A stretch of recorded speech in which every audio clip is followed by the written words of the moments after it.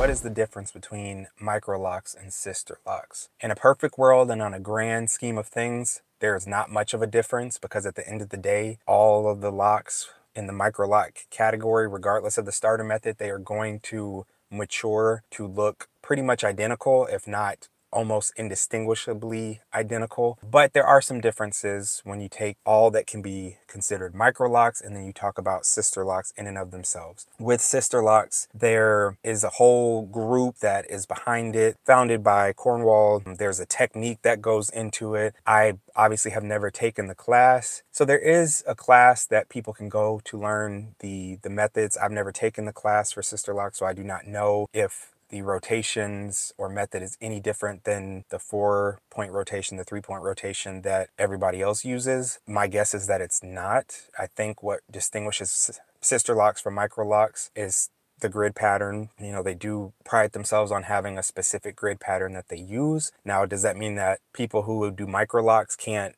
mimic and imitate that same grid pattern and use the exact same grid pattern? Probably can. Your next layer of what makes them Sisterlocks compared to Microlocs is the tool that's used. So there is a patented Sisterlock tool along with the patented grid that is used. Could an ex-Sisterlock loctician do the exact same grid on someone else's head and use just a regular blocking tool? Absolutely. Would they still be considered Sisterlocks? I would say majority of people would probably say that they are considered Sisterlocks. There's going to be a small group of people that, you know, are going to stick to the rules and say it has to be done by a sister loctician, someone who is licensed and officially on the website and whatnot. Currently not an ex-sister loctician. They have to use the tool, they have to use the grid. But those are kind of the main things that set Microlocs and Sisterlocks apart.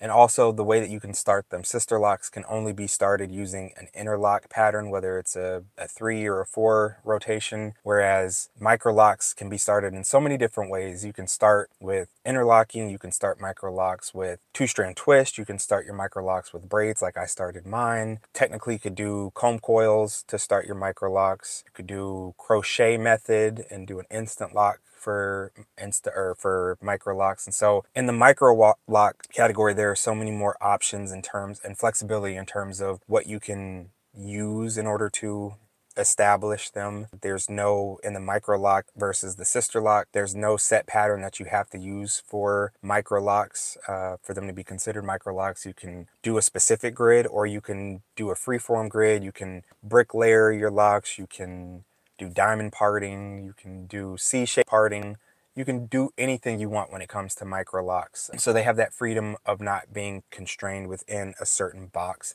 There's not a size requirement that they have to be considered. So, if you found this video helpful, then go ahead and join the flock by hitting that subscribe button. I post videos like this regularly throughout the week, and go ahead and hit that like button so that I know what type of content you're enjoying. See you in the next video.